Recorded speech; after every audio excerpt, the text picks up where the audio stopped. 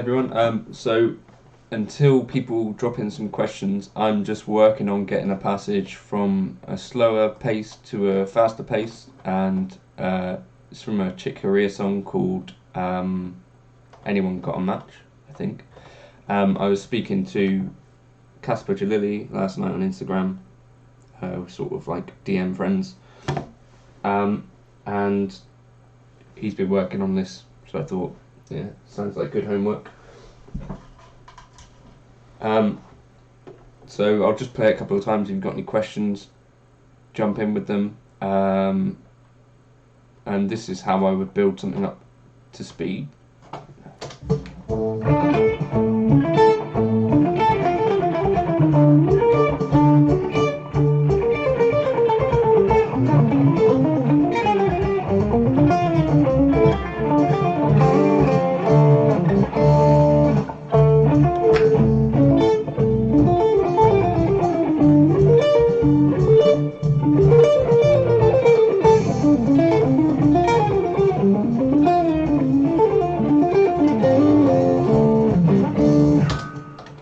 Quite cold here at the moment.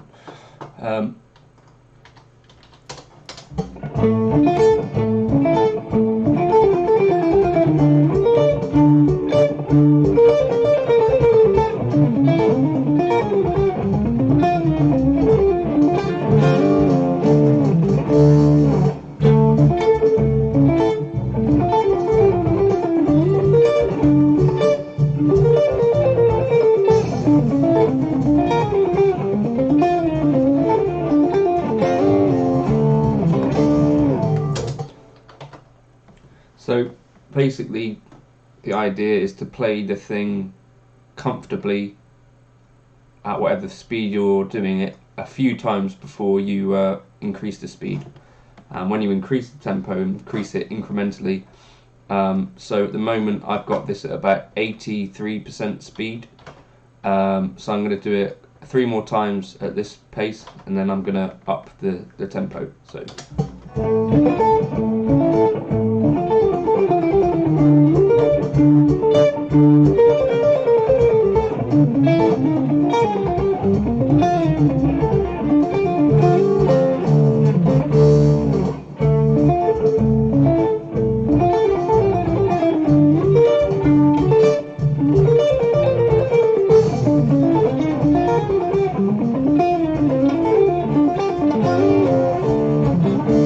That's one, here's another.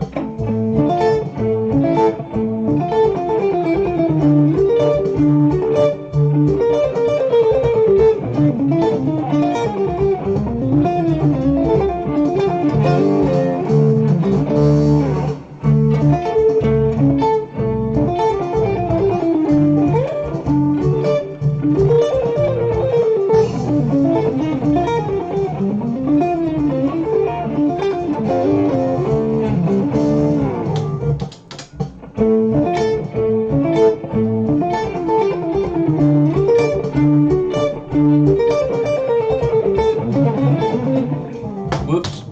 So back again, start again.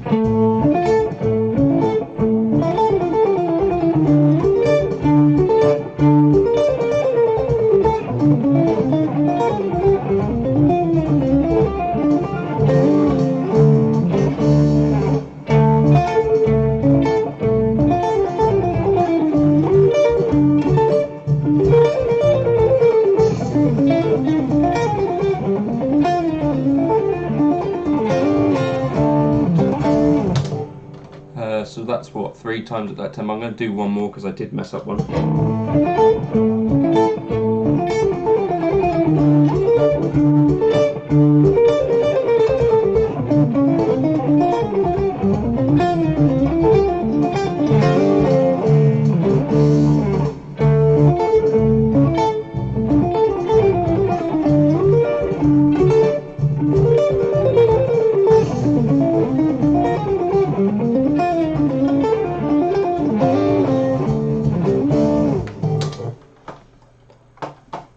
So that's the goal, is to try and kind of get things smooth at whatever tempo you're actually playing them, and then the feeling when you increase the speed should be one of sort of comfort-ish, obviously not fully comfort, so I'm going to increase it by a couple of percent.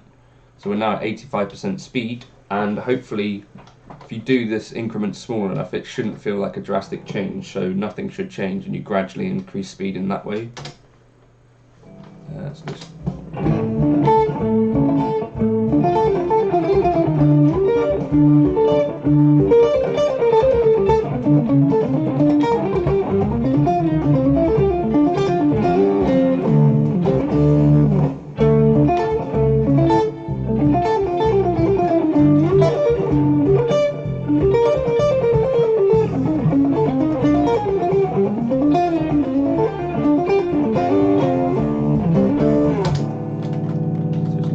comfortable there yet. Hey Loopy, how you doing? Right.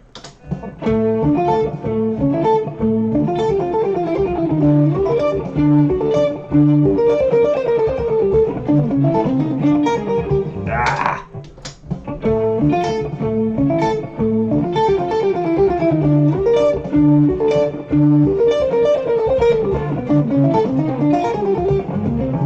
If I'm making mistakes like that, I'm going to slow it back down again. So here we're going to go to below where I was just practicing it.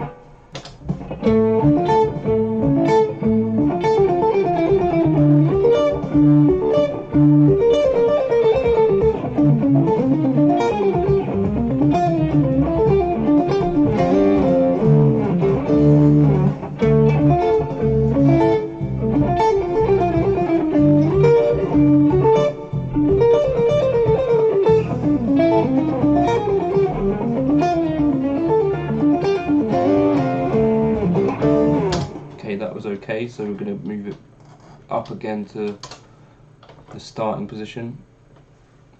Really som-esque. Hey Bert, how you doing? This is a Chick Corea line that Casper Jalili was talking about with me last night, so I've decided to try and get it up to speed, but I thought it might be an opportunity to talk about how I would do that.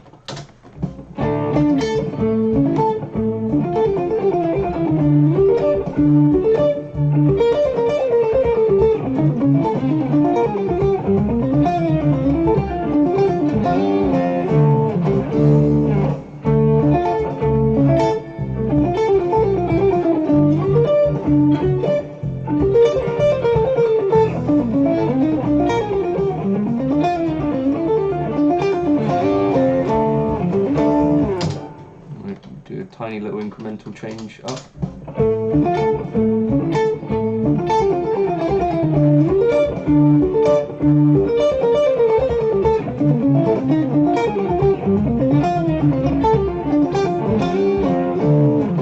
First that.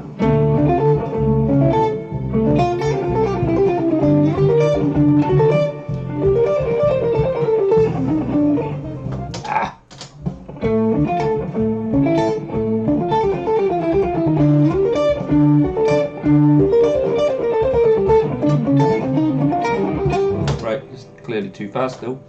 So again, I'm going to slow it right down. I'm going to do it nice and slow.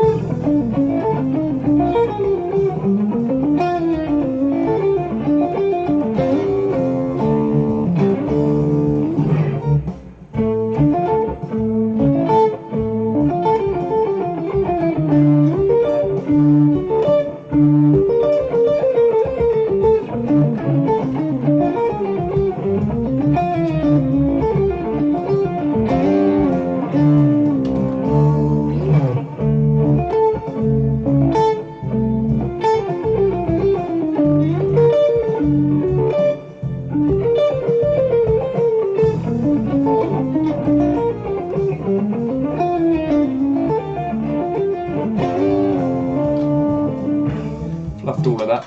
So one of the things that does happen when you're doing this sort of thing is you start to lose concentration. So in that case, sometimes I might just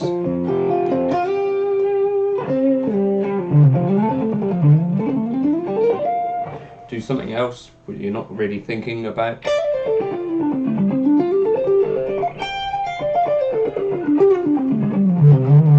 And the thing is that any of the groundwork you put in of playing the lick or whatever you're trying to build up speed at very slow tempos is kind of really good groundwork. None of that's really wasted time. So if you can try to enjoy playing the things slow, that's also a really good benefit. So just try and warm my hands up a little bit.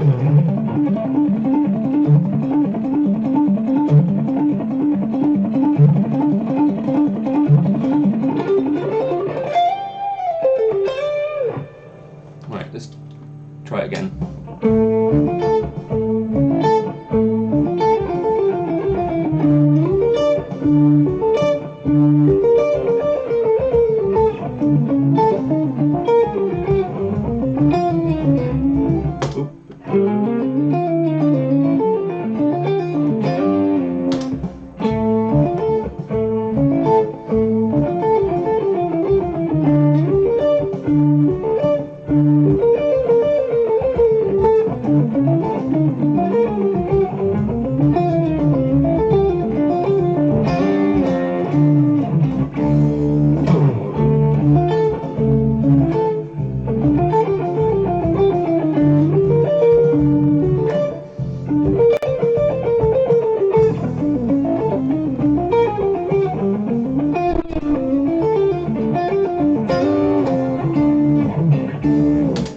Also trying to sing along to the thing can help you sometimes and helps you get back sort of control of what you're playing. I'm in, well, near Exeter,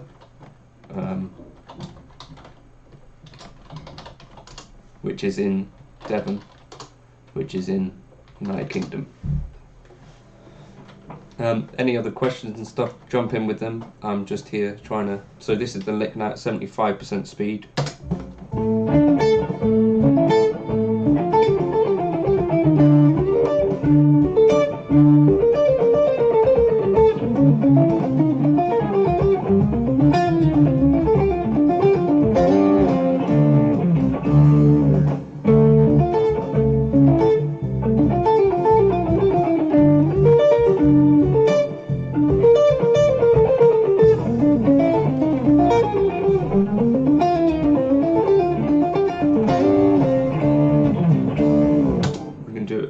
Twice more like this.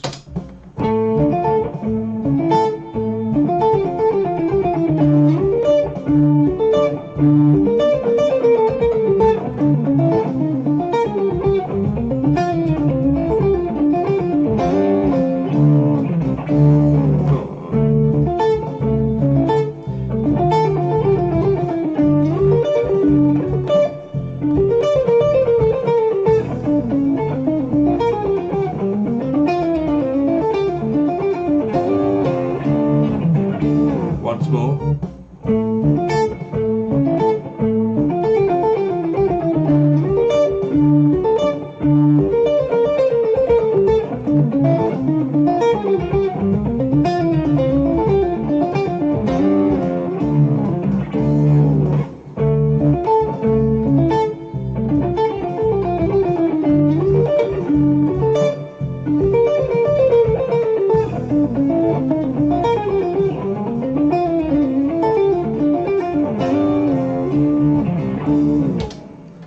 So this is like a quick snapshot of a process that could kind of take days depending on how difficult the lines and stuff that you're working on are and where you are in your kind of progression as a guitarist. I don't know if you can hear me, probably can. And how much time you have to practice guitar, I guess, as well, is a factor, but I guess the important thing is to try and make sure that you're consistently getting the thing right before you try to up the tempo. That'd be my advice on this stuff. So I'm upping the tempo. We're now getting around 80% of the goal.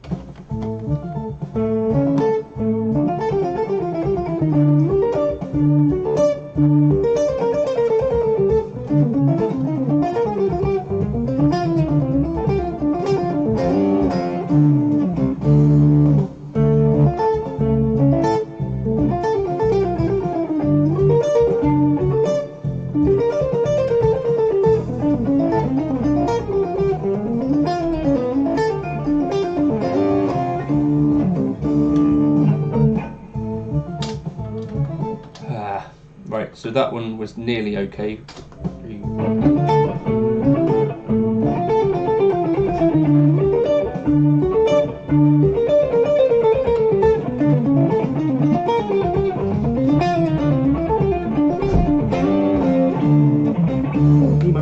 here, boy.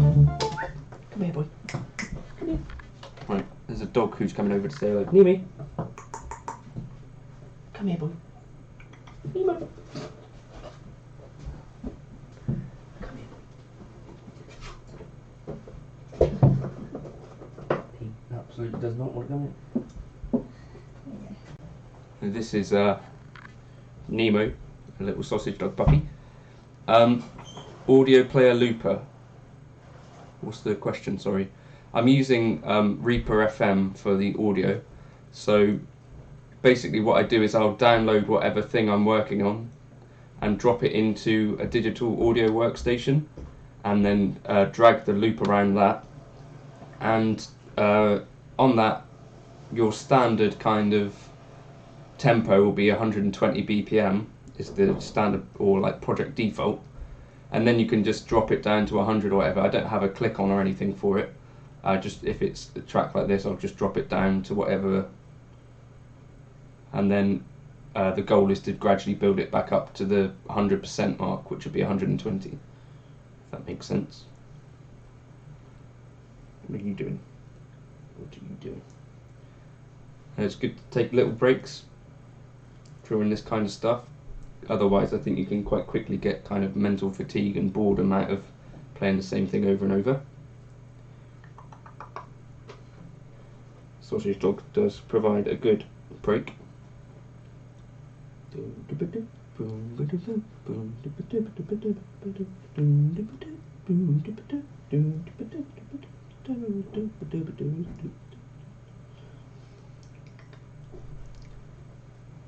He's also been quite a good hand warmer.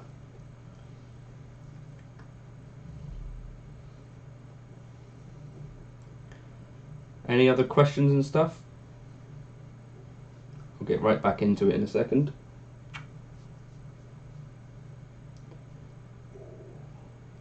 Hey. Hey. Hey.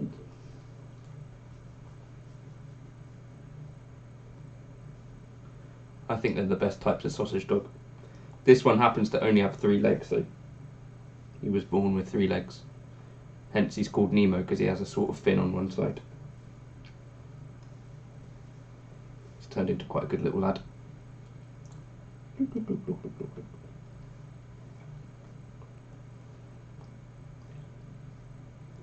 Right, let's get back to it. I'll drop him back off.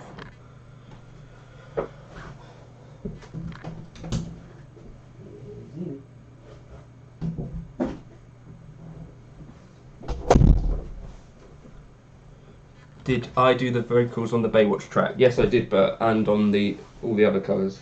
Well, actually, my girlfriend Leanna did some of the chorus vocals, but hopefully you should probably be able to tell which ones those are. Although my falsetto is quite girly.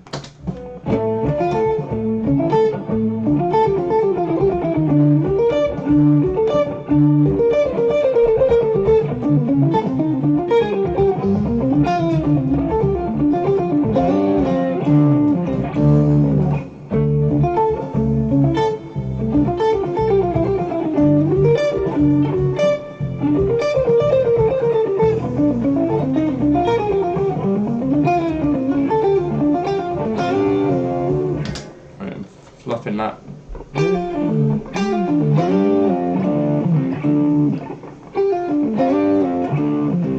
Hey Bert, have you seen my other alternate pick and lick thing?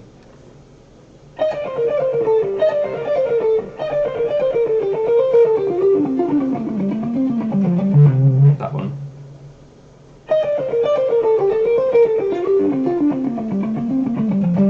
Yeah, but auto-tune is the thing.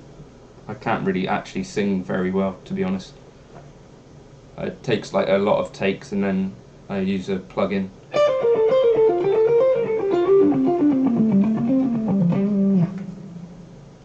Cheers, Loopy.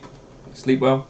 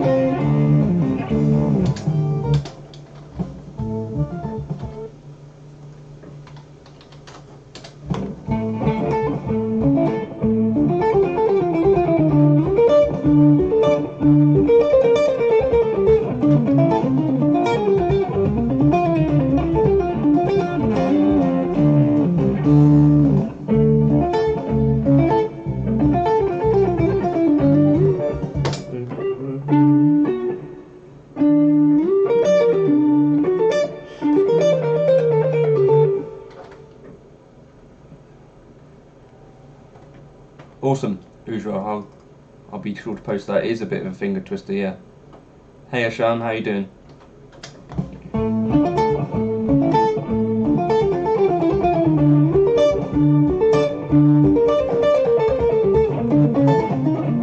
Ah!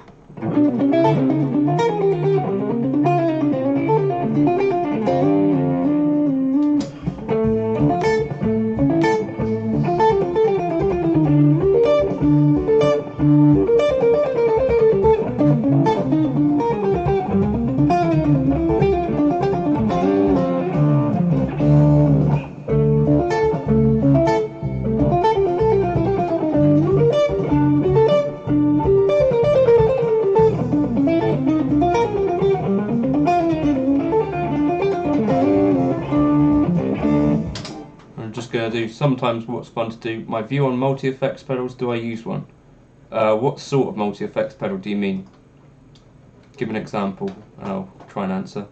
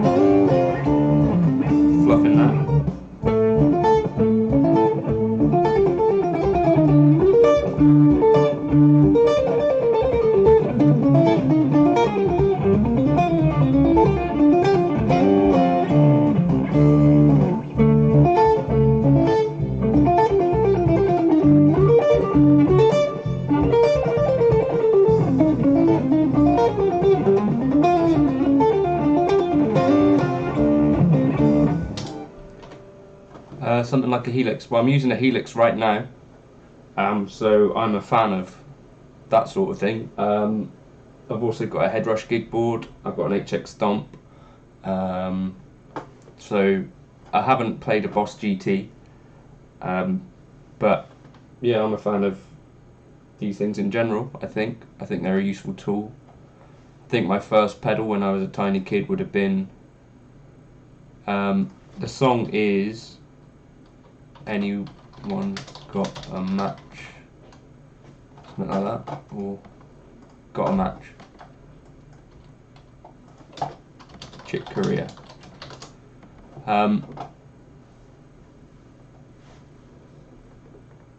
Yeah, the first thing I played with when I was a tiny kid, I had a Boss ME3 or something like that, and that had like a drive, a compressor, and a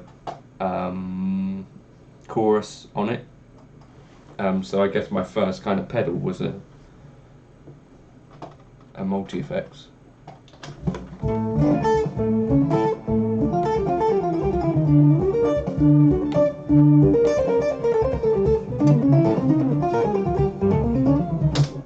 Whoops. Any other questions? Jump in. Try and cure my boredom of trying to play this.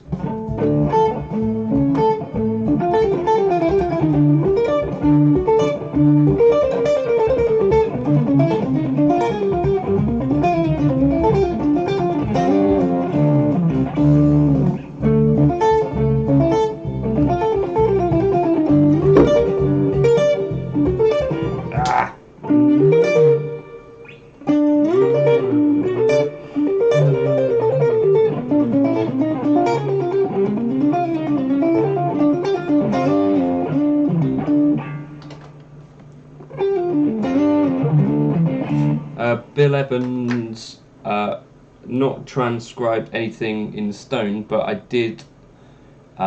He did a version of the song "When I Fall in Love." There's bits of that I've taken. If I could get a clean tone, that would be good, wouldn't it?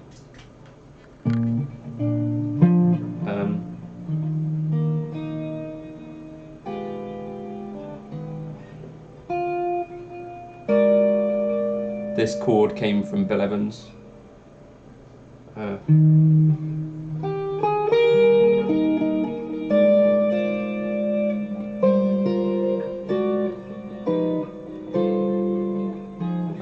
though. Maybe there.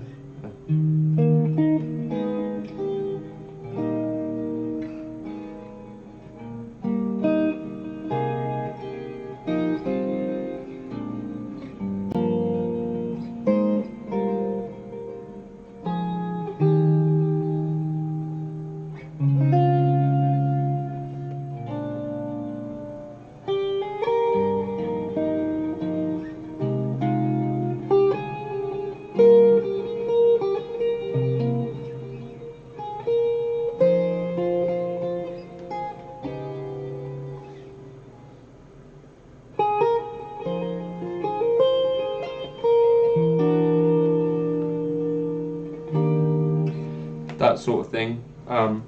So if I'm doing a standard, Bill Evans is sometimes one of the people that I will listen to get an idea of what other people have done. Have I not put that on Patreon yet? I certainly meant to.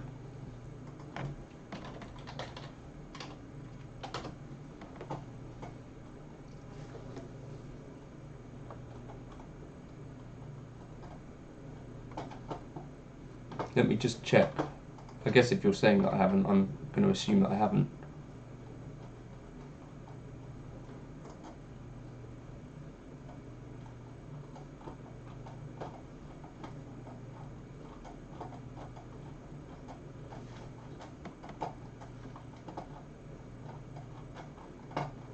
No, right. Yeah, let me put that up now then. New post. If anyone is watching who's not a Patreon person, but is doing exactly what I want my Patreons to do, basically on my Patreon I upload any of the backing tracks that I've played, so that you can have a go on them. What's that song called?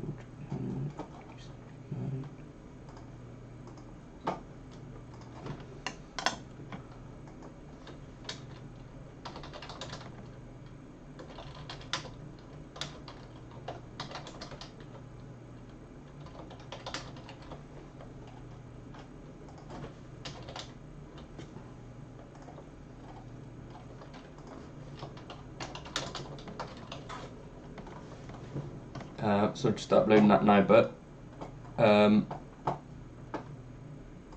Bill Evans' Peacock's transcription by you. Which tune, Ujwa? What do you mean the tune Peacocks, or is Peacocks is a drummer, isn't he?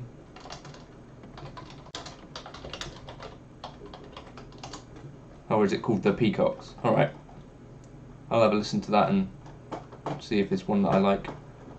What sort of exercise do I recommend? Hey, Rigosta. I can't figure out if that's your name or just a handle. Antonio, what exercises do I recommend to build speed?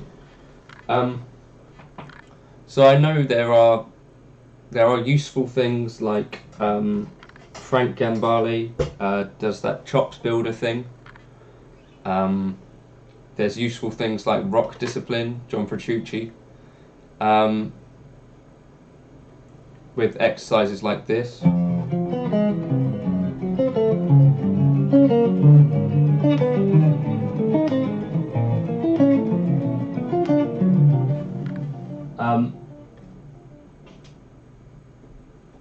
But to be honest, I think they have a little bit limited, like that sort of exercise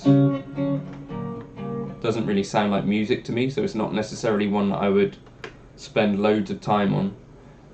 Instead, I would focus potentially on like arpeggios and scales, and so things like this.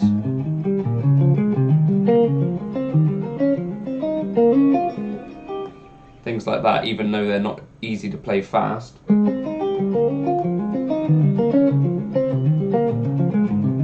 I think are useful.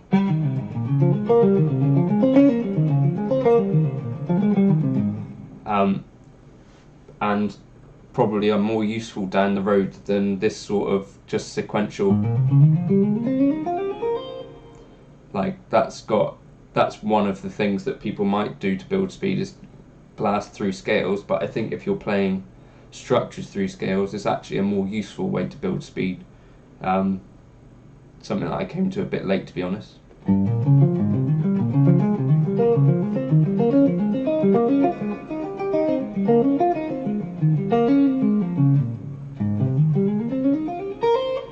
But the key to any of the things that you're practicing are essentially to start the thing slow and be comfortable playing the thing slow before you build up speed.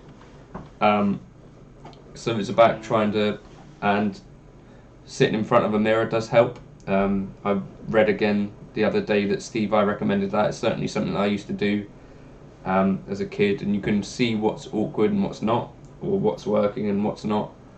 And generally anything that's going to translate to working fast is going to be like smooth, not effortless, but seemingly effortless techniques.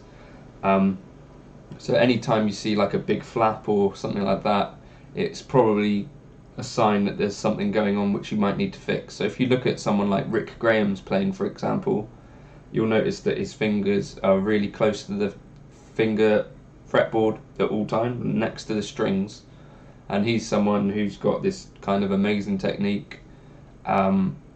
So watch players like that and try and sort of emulate to some extent what they're doing. Yeah, like the key to really fast playing, I guess, is no kind of wasted movement. The movements are smooth and direct. Hey Raunch, how you doing? And it's the same for movements between chords actually as well. So if you took two chords that you hadn't really played before, so here's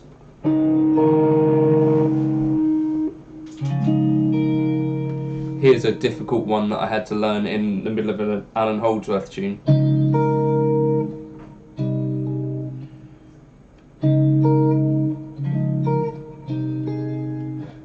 So the first time that you play a new kind of complex chord, if you watch what your fingers do, you'll probably find that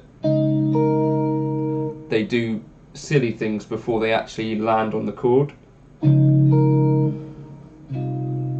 And what you find is that sometimes like a little finger might do several roots, so in that case I would slow down the movement to being super deliberate, and then I'd move one finger at a time, like this sort of thing, and watch the root of every finger to make sure that it's going in the right direction at all times.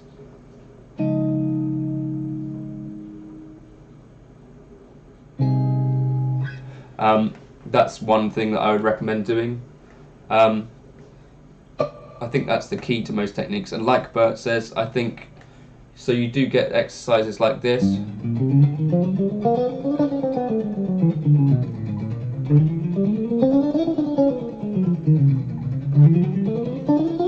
and they are good potentially for building up kind of just raw speed and technique, but I'm not sure that they necessarily translate that well to music. So in the middle of a Dream Theater song there is this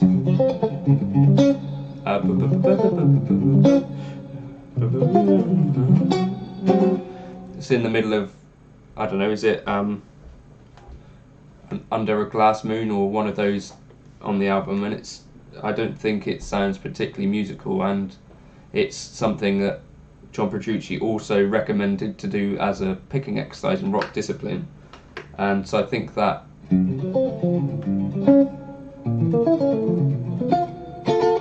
it's got a sound, but I don't think it's necessarily one. Will I keep this live stream? I think I keep them all, don't I? I think they all stay on the channel, don't they? Have they not been staying up?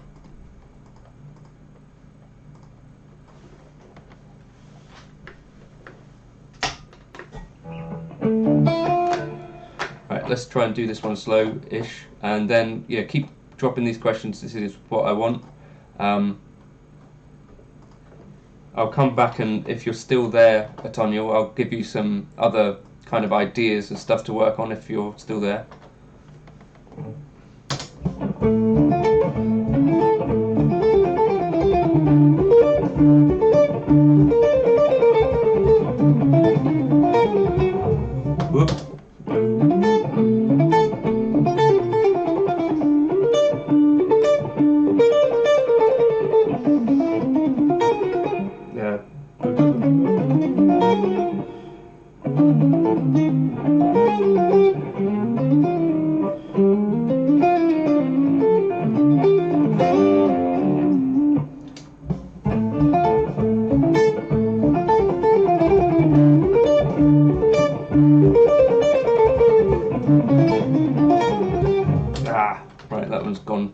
messing with me. Hey Brew, thanks, they're available. So yeah, this live stream will stay up, Ashan. What sort of strat is this? This is Eric Johnson strat, yeah. It's a friend of mine called Gary's, who I need to give him some money for it. But I quite like it. The pickups are a little bit hotter than my other strats, I think. So Antonio, I've got a couple of ideas for things that you could practice that is a little bit more musical, potentially. And I've got some videos on the channel as well if you want to check those out. But here's a little bit of stuff that I put together. Are you new to the channel? Cool. This is a series I did called Getting More Out of Pentatonics. And although it's relatively simple from a theory point of view, so basically running through all of the 5 pentatonic box shapes,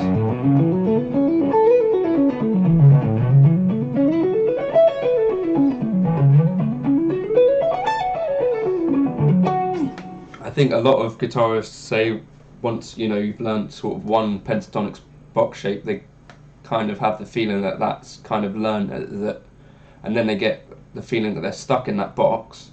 But actually there's these other 4 shapes that I think you should be thinking about, and within that I think there's stuff which you can practice. So each of these pentatonic videos has kind of 4 exercises where if you play those bits fast, you'll have cool sounding lines in the pentatonic kind of realm, which is what players like Matteo Sasato use quite a lot. So I would recommend trying to get them up to speed. 2 note per string stuff in general, technique wise, I think can feel a bit more difficult than 3 note per string, so it's good from that point of view as well, kind of a bit stretching.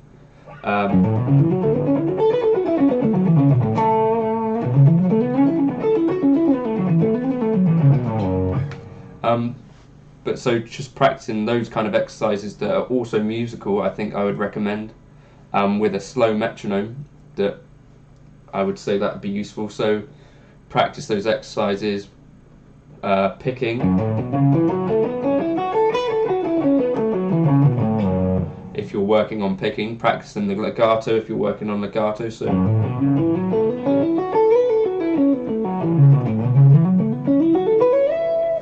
and the feeling that you're kind of going for, I think, when you're trying to build speed, is this feeling of kind of momentum and rolling. And yeah, that's kind of the feeling that I go for. Once you've done the thing enough at a slow tempo and you've got it so it feels like it's rolling, you can gradually increase the tempo. That's how I think about it anyway. So there's a few bits and pieces like that on the channel around, and there's also some kind of lick exercises that are bite-sized. I think learning shorter, smaller amounts of material generally is more beneficial for the speed stuff. So you might just have this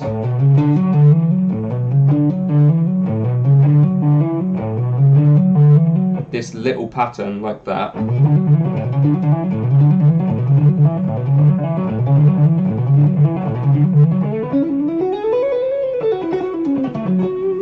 yeah. So Troy Grady has done some videos on a topic called pick slanting, a lot of stuff on that, and is a great fast player.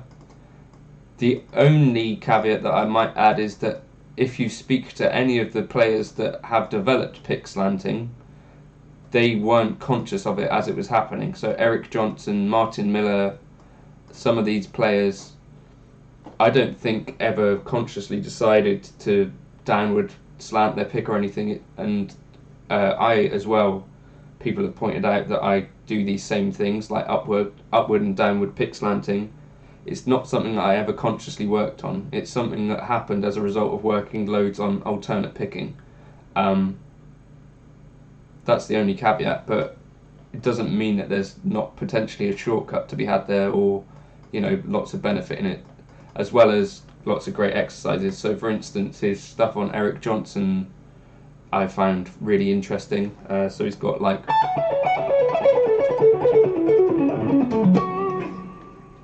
do I read out the interval of each note? No, I'm just thinking of F sharp minor.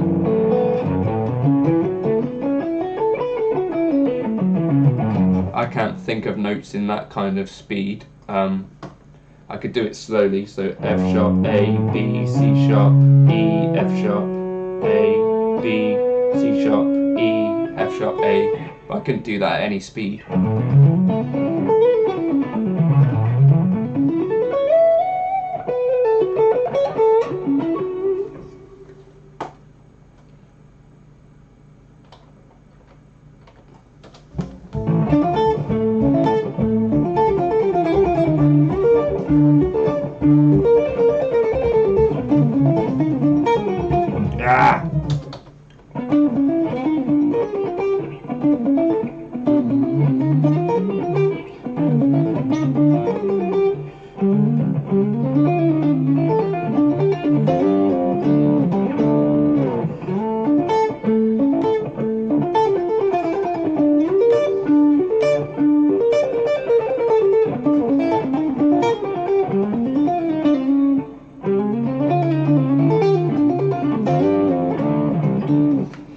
I also think it's really worth not trying to skip too much of the fundamental stuff. So, you know, with the pentatonic, although that sort of stuff might feel kind of tedious, I think the more you can kind of focus on that stuff, and then once you get to 7 note per string,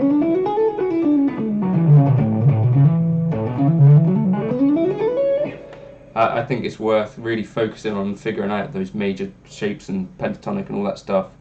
Matteo Mancuso is absolutely ridiculous, really cool, really enjoy his playing, and yeah, nuts technique. Nice lines as well. Before I'm trying to practice my cage method, so I'm not familiar with cage method, but instead of doing everything in Ionian, I want to learn Mixo-Lydian as well, but in relation to the major pentatonic shapes.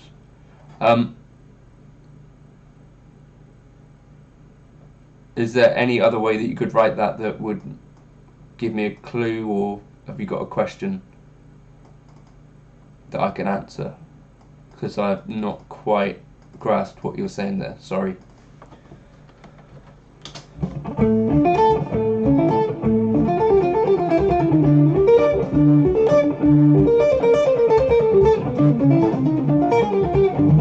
Hey.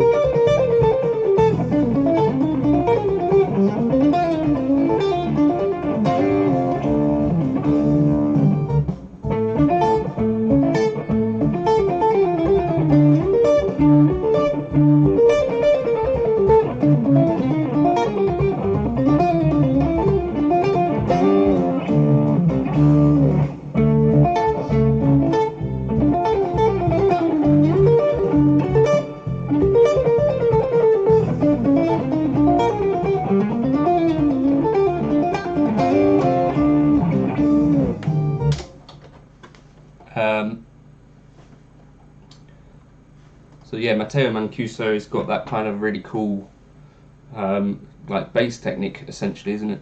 But yeah, I like that brew. For instance, his version of Donna Lee was cool. His version of Fred was cool. Yeah, I like it.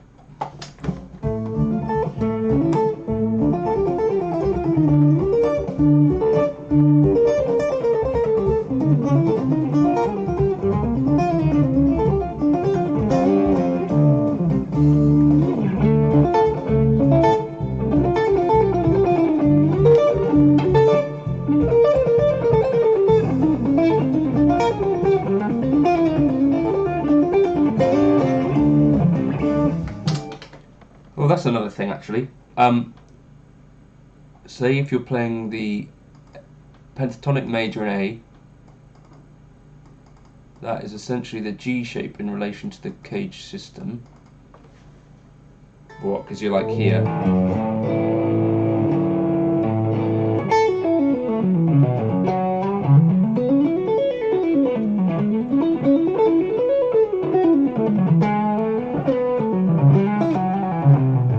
Hey Connor, I'll get to your question in a sec. I'm just trying to work out this thing with Raunch.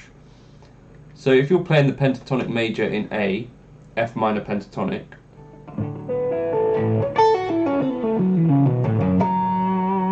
but you could also play it here.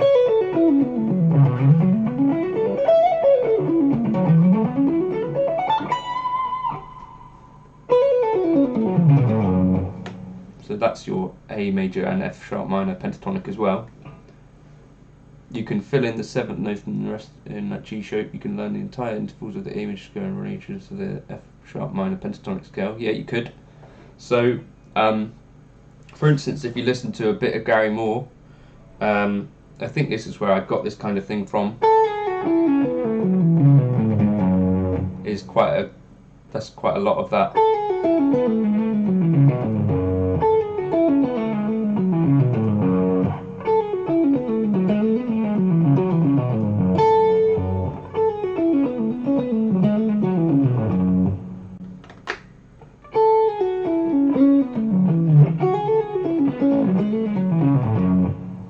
I think that's a good route to take.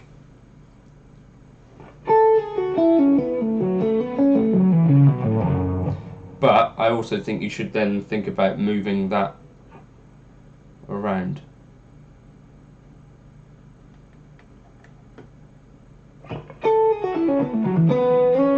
So I would encourage you to then think about these other shapes and also where that 7th would be in relation to those.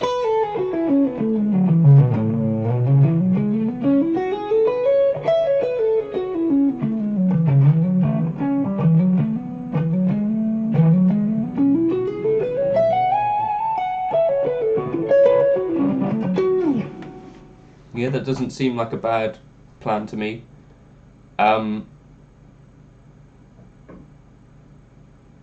Although when you start to then think about the modes, how is that going to relate? Now, if you can identify the interval, i.e. 7th, 6th, etc., you can sharpen the 4th.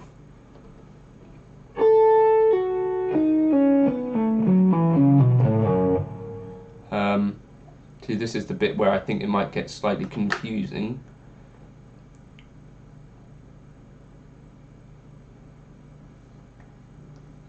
So Raunch, I have a video for you to watch of mine.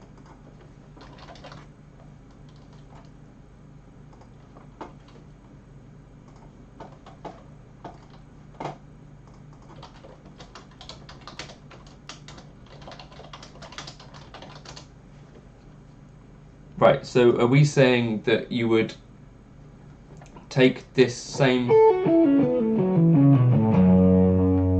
shape and try to impose some sort of modal thinking on it?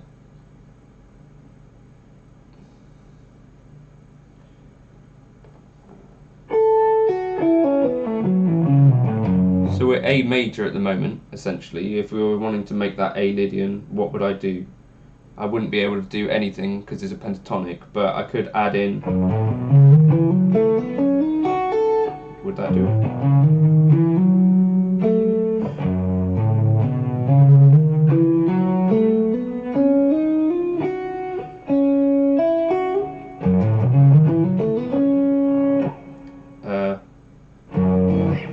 Give me a second, let's try this idea.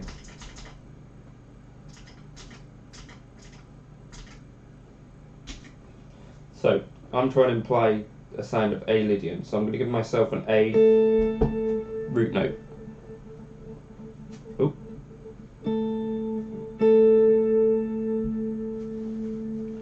So, I'm going to start on the A because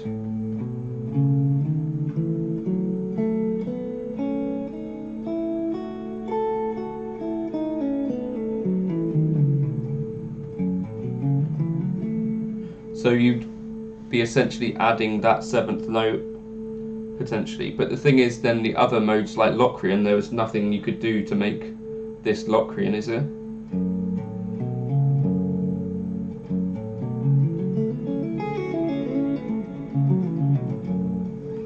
So although it would work for Lydian, sort of, would it work for Locrian? So I'm trying to make that an A Locrian. No, it wouldn't.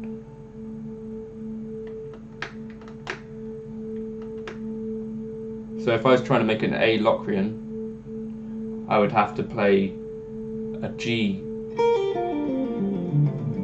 pentatonic, G minor pentatonic to.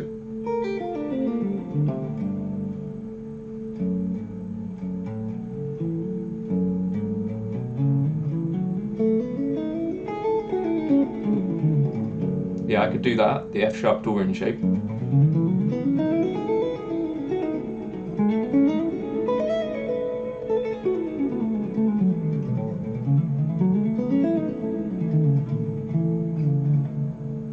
But then I'm thinking of an actual F sharp Dorian mode. I'm not thinking of that your kind of pentatonic approach any longer.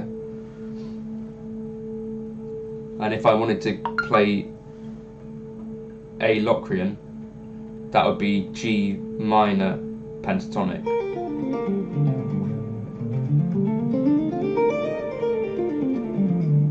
So I think if you're genuinely interested in modes, you'd probably want to move away from a pentatonic fundamental look at it.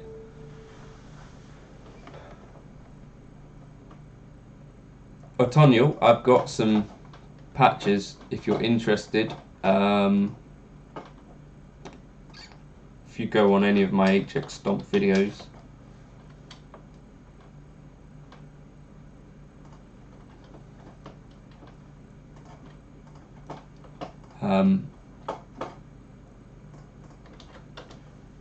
basically you can get all of my presets for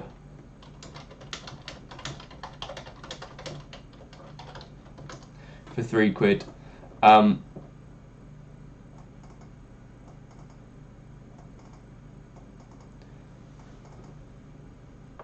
And that you'll be able to see how I go about approaching HX Stomp tones and stuff.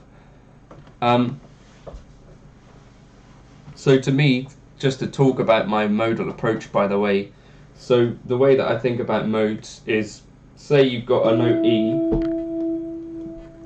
your modes, if you're playing a mode of the major scale over this E, effectively you're trying to make this E sound like some degree of the major scale. So what we're most used to is to making E sound like it's the 1. So E Ionian.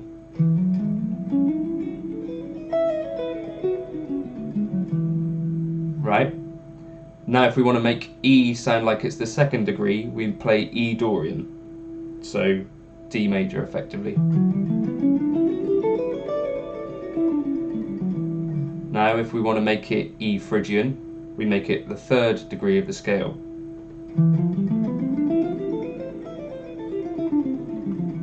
Now if we want to make it E Lydian, we make it the 4th degree of the scale.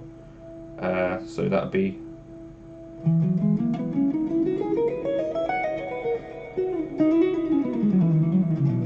do you see, like, my approach is a bit different to yours, I think.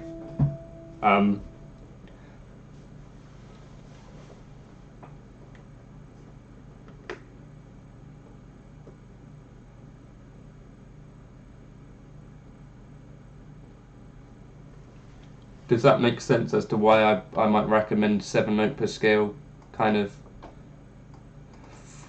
approach to it instead, Raunch? Potentially, I don't know. The other issue is that the 5 notes, the pentatonic scale, doesn't actually contain all of the notes in order to make things sound modal. If that makes sense. Because there's not enough notes in there so you'd have to add a note to it effectively. Which is, I guess, what you're sort of talking about. Right, Connor.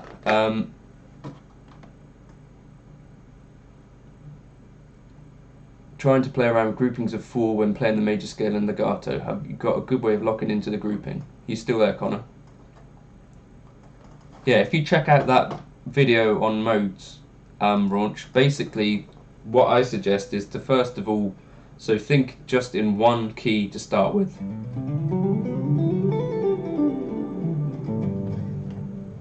My feeling, Bert, would be that the thinking about scales when soloing probably happens in the practice room. So George Benson and Matheny, I would say for sure, if they're playing jazz standards and stuff, if it was a new jazz standard to them, I think they'd have to look at what was going on and think about those scales,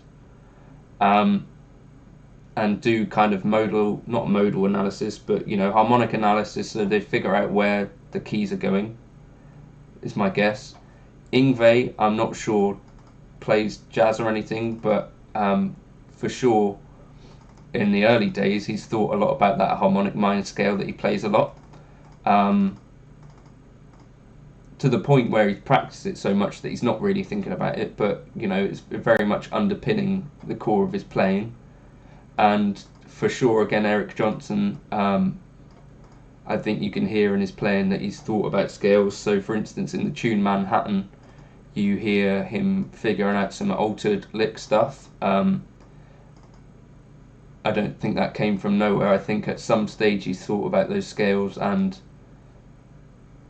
but you're right, when it comes to playing the actual solo, I think it's more a general sort of vibe that you're doing. So you're thinking, perhaps, this is the way I think anyway, I think it's probably generally what people might do is you're thinking about what the home key is, and then if you're trying to imply an altered sound, you might go, well, I've got this idea in my head, or like a semblance of an idea over this part. You might have rehearsed parts that you go back to as well. I think it's a whole mixture of stuff, but I don't think they'd be thinking note by note by note, particularly if you're playing anything fast. So, Chapel, Connor, what sort of scale are you working on? Are you working on a 3-note per string?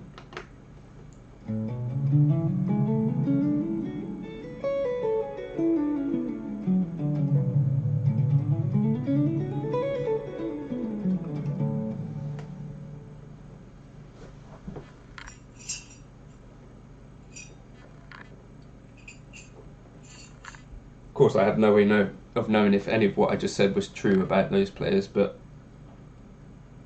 I think that is part of sounding in key, is constantly knowing what key you're in.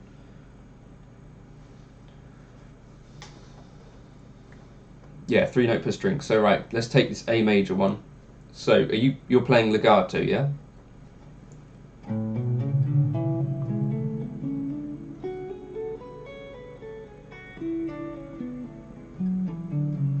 So basically I would say play it with a really light touch and almost kind of don't pick it too much at all. So my picking technique, I personally pick for every string change.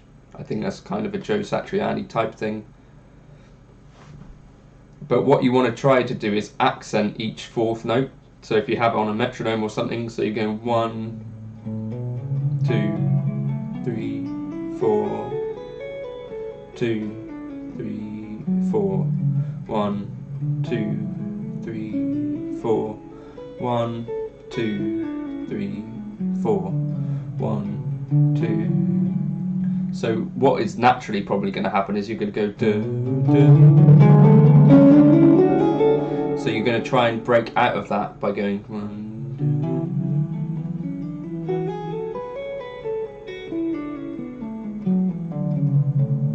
2. Does that make sense? So try and play everything slightly quieter is the way that I would work on accents.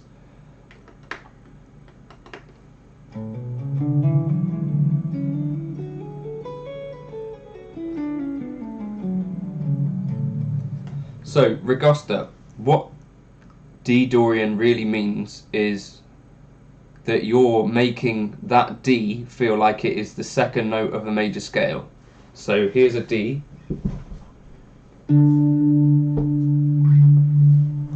if the root note was D, then it would not really feel different. If the root note is C, if I'm implying that the root note is C, it has a sound.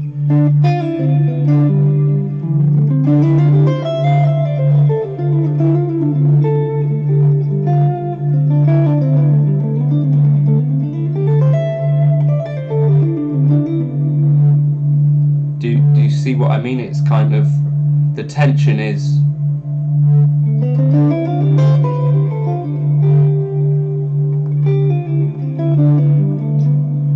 well, if you're playing on a D minor drone, don't play on a D minor drone, just play on a D drone and hang around on the B note.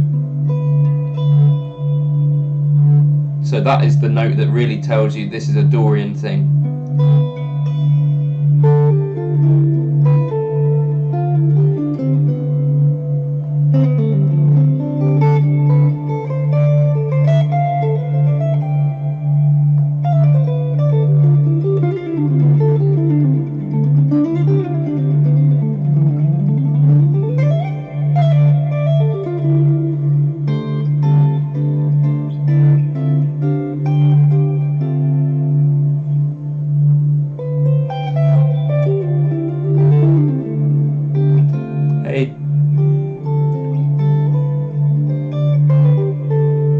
Hey Dave, how you doing? Yeah, so chapel. I think a light touch is kind of the key to legato, because obviously this hand is generally not going to be, so if I try to pick as loud as I can with my right hand, that's louder than I can hammer on. So it's about controlling that kind of thing, and in general we play a little bit harder, or I certainly do, than we need to anyway. You can get these notes without picking hard and without slamming down too hard. So that would be what I would try to do. So play it all softly. And your middle finger, my middle finger is slamming in too hard there, to be honest.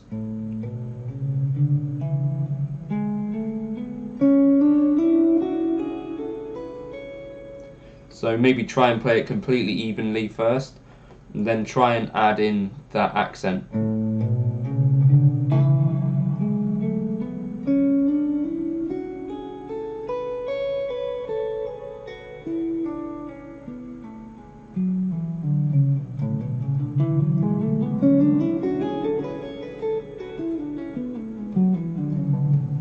Well, so all I'm really talking about is not the 7-note method per se, it's the major scale launch.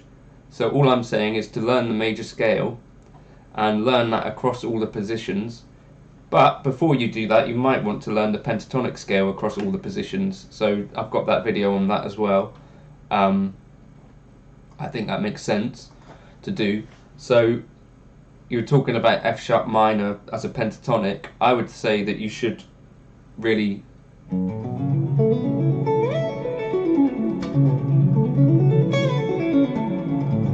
to get the most out of the pentatonic scale, I think you should work on having it all over the neck. So if you're playing an F sharp minor, you're not just stuck either here or here. You can also play here.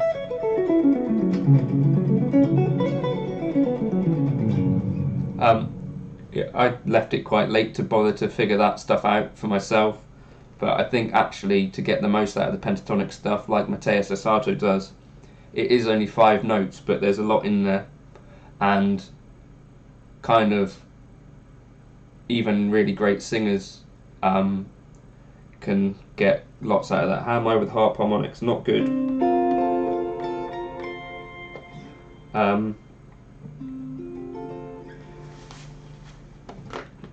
Did I learn the major mode in all positions as well? So the major scale, so not the major mode, yes. So the way that it's taught in guitar books is that they'll say that this is G Ionian, and they'll say that this is A Dorian, and that this is B Phrygian,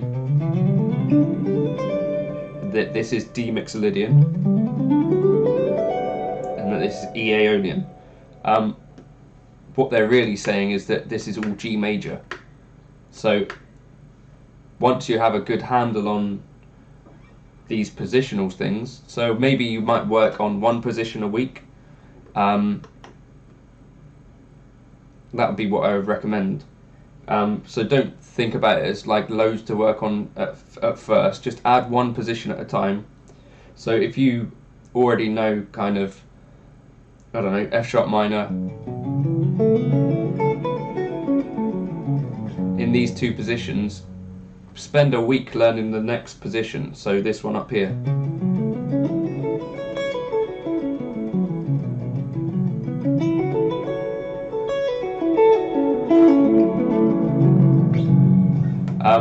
I think making those little kind of learnings one at a time is generally how I've actually managed to learn stuff. Harmonics, Dave, let's see if I can do anything. Nope. What was this one? I don't.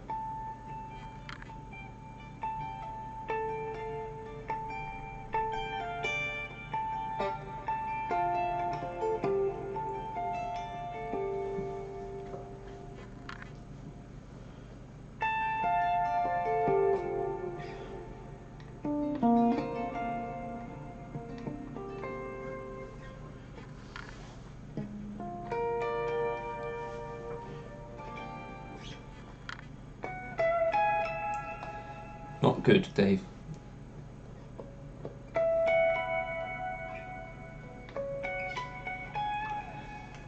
That's the way I like to think of stuff anyway. I do see Tears Chapel, so yeah, just work on keeping it even and then trying to add in those accents, but generally if you're playing the legato, try playing it a bit quiet. It doesn't hurt to have a little bit of drive on it either. That's how I learned to play legato. But eventually you want to be able to also do it clean. So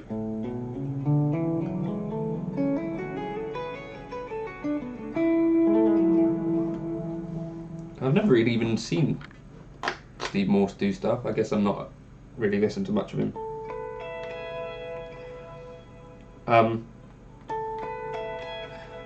Chet Atkins was actually amazing at harmonics, I think. Check out some of his stuff.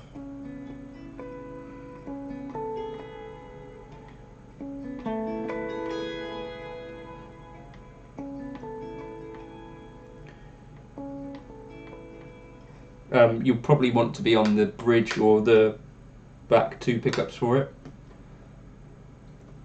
Yeah, drive will make it easier. Some people might tell you not to practice with distortion. I don't think that's actually good advice in general, because you probably want to practice with the tone that you'll actually be playing with. It's also worth turning off the drive sometimes to be able to play without it, but I think it makes sense to practice with the actual tone that you're going to use.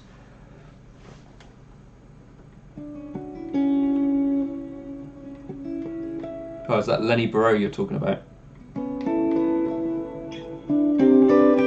I've got that one shape that I like to use, but I like to do like pick the actual other notes as well at the same time, so you get like a kind of cool.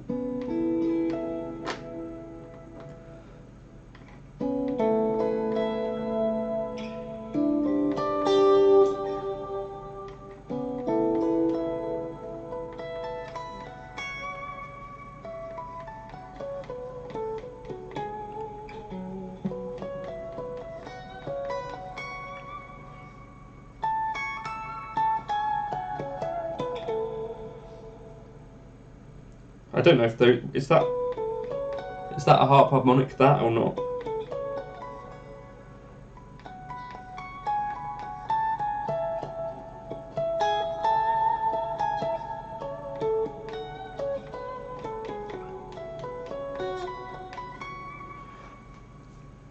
Eric Johnson is okay at them. I used to think, there's that sound of the Octavia in some of Jimi Hendrix's stuff. Say yes if you know what I'm talking about. I used to think he'd harp harmonic picked all of those, like those solos. So you know, like in Purple Haze, there's that solo. However it goes. I used to think that he harmonicked all of those solos, and I was like, oh, I can see why people call him the best guitarist ever. And then I found out later on that it's just a fuzz pedal.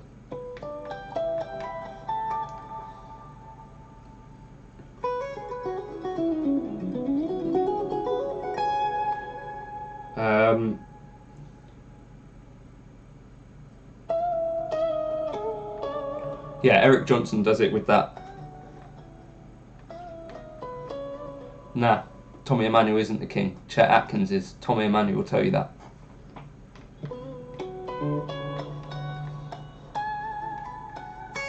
Morning, Stephen.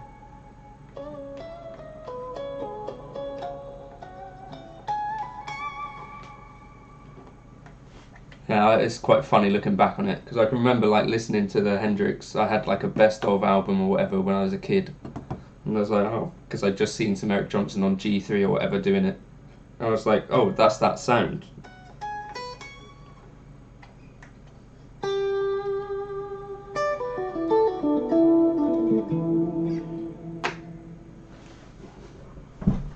It's kind of easier to do with gain on, I guess.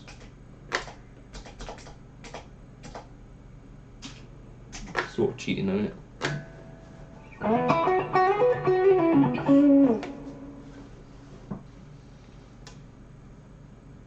Am I using my pick? Depends what I'm doing. Yes, but you could use your thumb as well. Yeah, Tommy Emmanuel would be the best one alive. Talking about that, actually, there are old videos of okay, you can't do it with your pick. That's what I'm doing. If you look at that, that's kind of how I directed it. There used to be these really cool TV programs with like Les Paul and Chet Atkins on TV.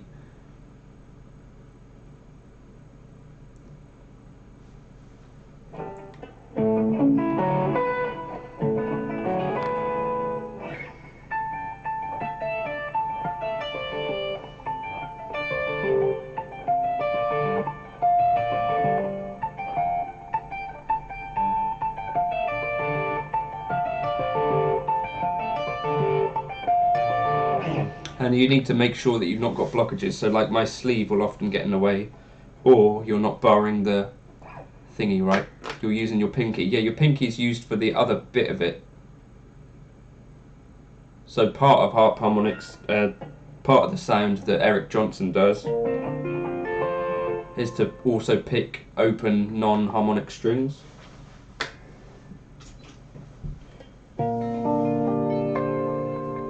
Like that.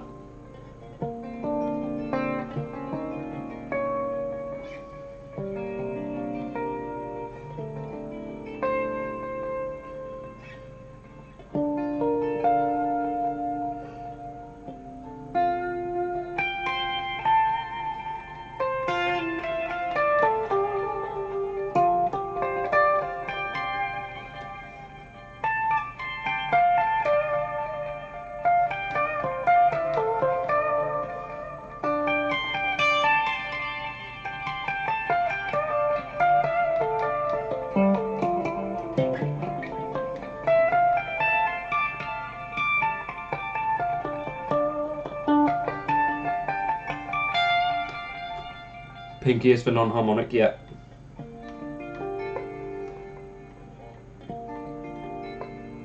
Maybe just spend a bit more time on it, Dave. I think it's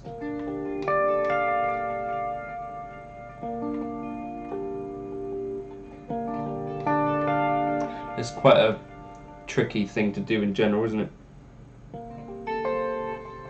I could do it thumb or not pick, but I think it's probably a bit more versatile if you can involve your pick, because you don't have to chuck your pick up into your mouth.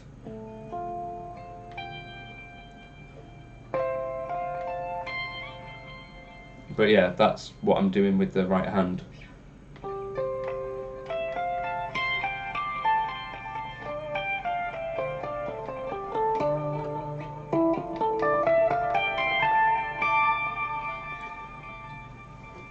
don't know, shall I try and play this again? I've probably completely forgotten it now.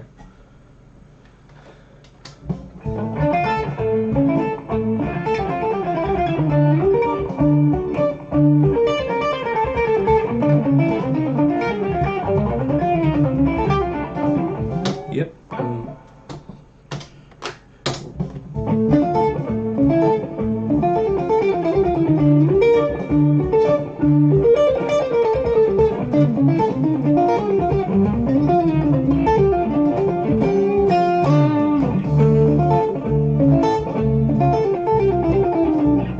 Whoa.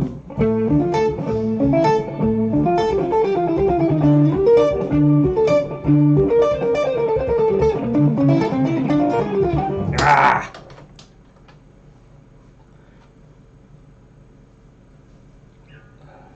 What is this? It's a roast.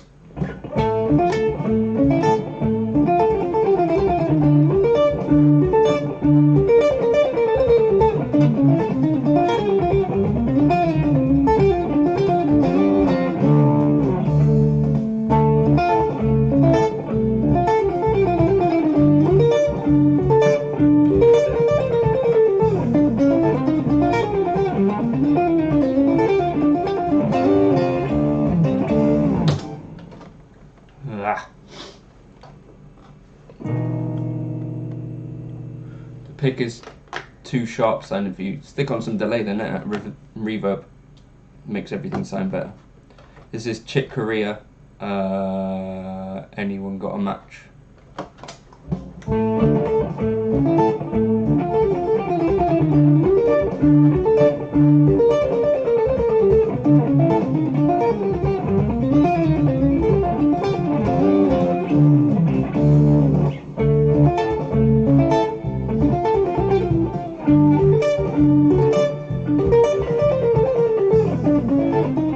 Ah, that's a frustrating thing.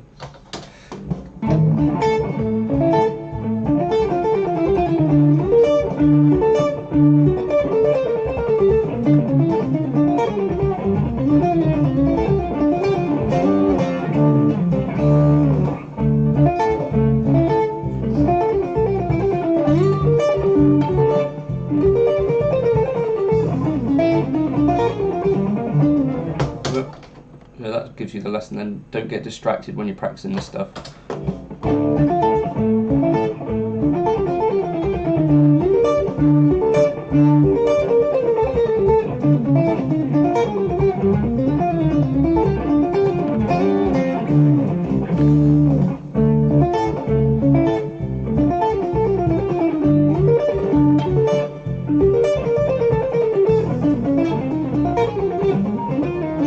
Oh.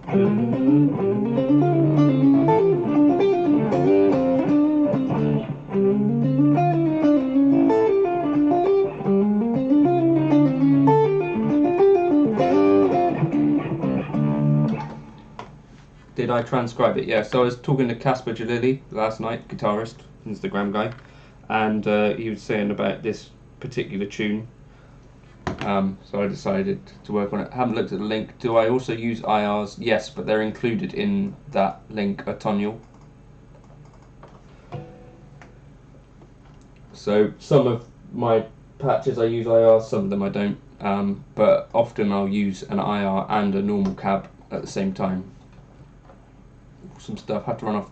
Cheers Dave, catch you soon. Right.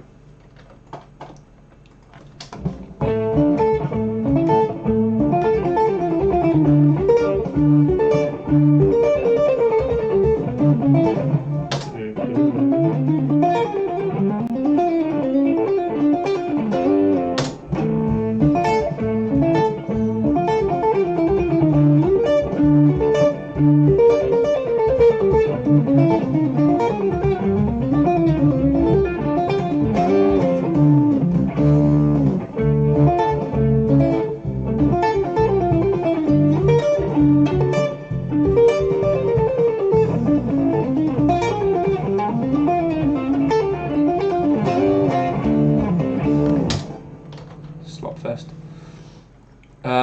Right, any other questions before I head off? I'm going to go practice a bit more. Jump in with any questions quickly if you've got any, and I'll try and answer them.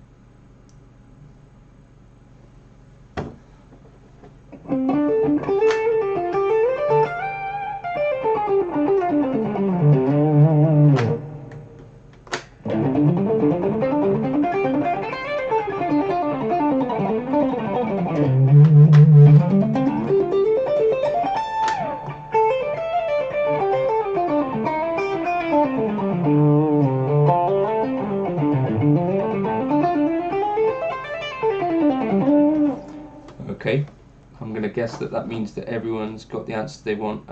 So I'm just going to drop this HX Stomp Helix thingy link back here at the bottom. Yeah, no problem, Antonio. Have a good day. Thanks everyone for stopping in for a bit. This is me trying to warm up in the morning and figure out this part. Have a good day, everyone, and catch you later on. Cheers.